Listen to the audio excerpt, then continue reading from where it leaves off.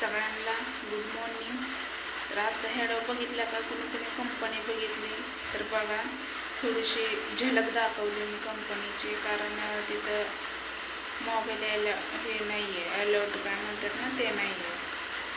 तर माझी तब्येत लईच खराब झाली. म्हणजे नाही का, हे हात पुष्ट उचलून हे हात पूर्ण असा दुखायला लागले, इथपर्यंत असं शिरा आखडले. मला दाखवते, बाबा हात सुजला दिसतंय ना. ब्लाऊजसुद्धा मला फिट झाला आणि इकडला बघा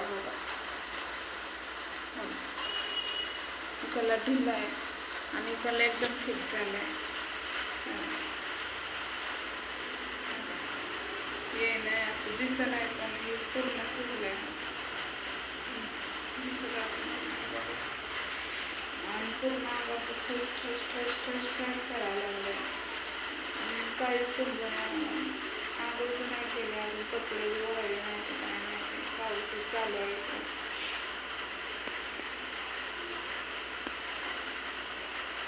ब्रश केला आणि बसल्या. पाऊस आहे ना, गार पाण्याने आंघोळ करून अंग इतकं मोडून आले की नुसतं हाय का नाही ते कळलं नाही.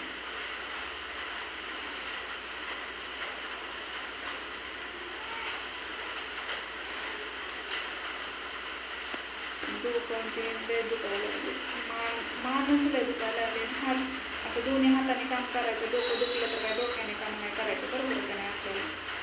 आता हाताने काम करावं लागतंय तर हात दुखतो माझं.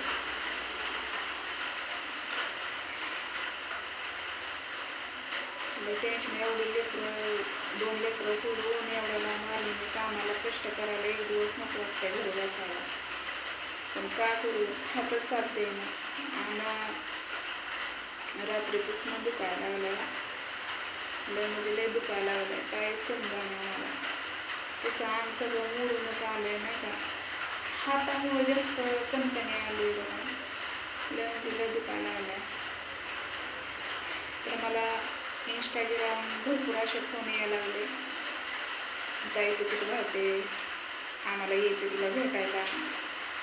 आणि यूट्यूबला पण कमेंट यायला लागल्या, ताई तू कुठं आहे, आम्हाला तुला भेटायचं आहे.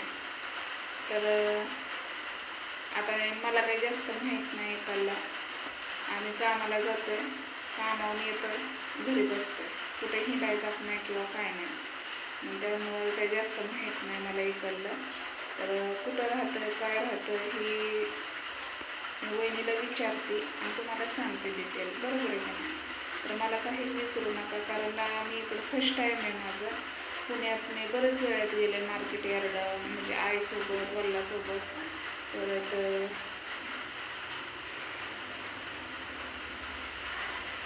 बहिणींसोबत,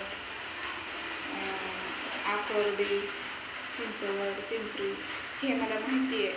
फक्त ट्रेनने माहिती आहे, इकडला नाही माहिती मला काहीच.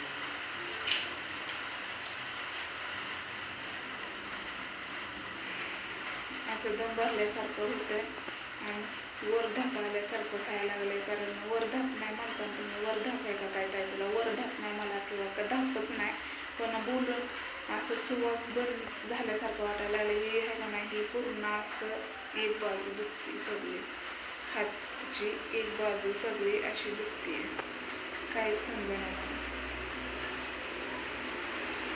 खाऊ पण वाटत नाही, चपात्या खाऊन तर करावा आलाय, काय सांगा तुम्हाला. सकाळ रात्री स्वयंपाक करायचा, चपात्या करून ठेवायच्या, भाजी करून ठेवायची, तीच गरम करून न्यायचं. कारण 8-9ला कामाला म्हणल्यावर माणसाचं 8 वाजेपर्यंत होऊन जातं.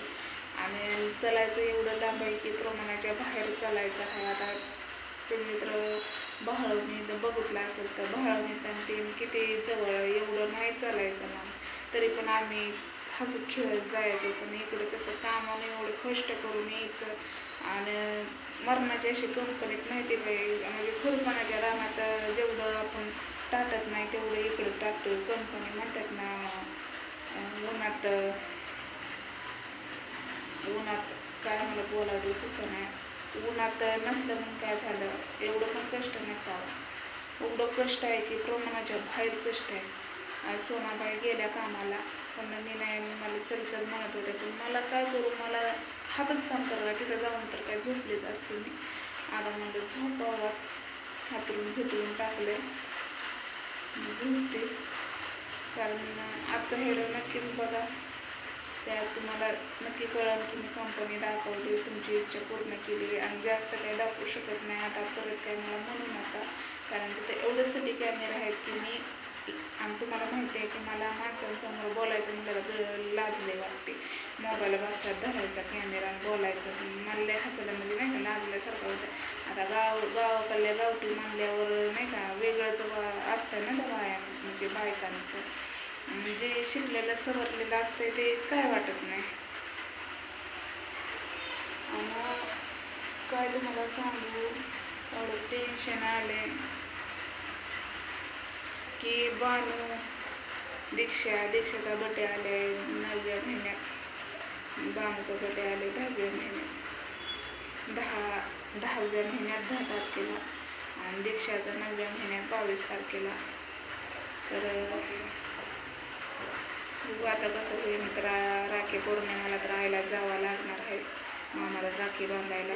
तर बघू आता, नवीन कंपनी आहे आपली, म्हणजे लोकांची, आपण आताच कामाला लागलो. मला काम तर लय गरजेचं आहे. आम्हाला खायला नसलं तरी चालेल, पण आम्ही कष्ट करणारच.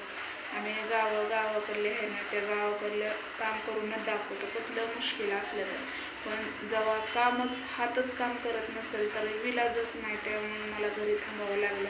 तर उद्या मला जावंच लागणार आहे. आता काल तर सर म्हणलं होतं मॅनेजर की तुम्हाला मॅडम यावंच लागेल कामाला. तर मी म्हणलं सर, म्हणजे मी काय बोलले नाही, कारण मला कालच एवढी कणकणी आली, बळबळ केलं, पण रात्री झोपले, एवढं दुखायला लागलं की झोप नाही राहणार डोळ्याला म्हणजे. तर मी आता झोपून घेते. तर व्हिडिओ आवडला असला तर नक्कीच लाईक करा, शेअर करा, कमेंट करायला विसरू नका. तर काय माझं चुकत असेल तर तरी पण मला सांगत जावं, जे आहे मी ते तुम्हाला मी दाखवत असते, सांगत असते, बरोबर आहे का नाही. तर बाय सगळ्यांना.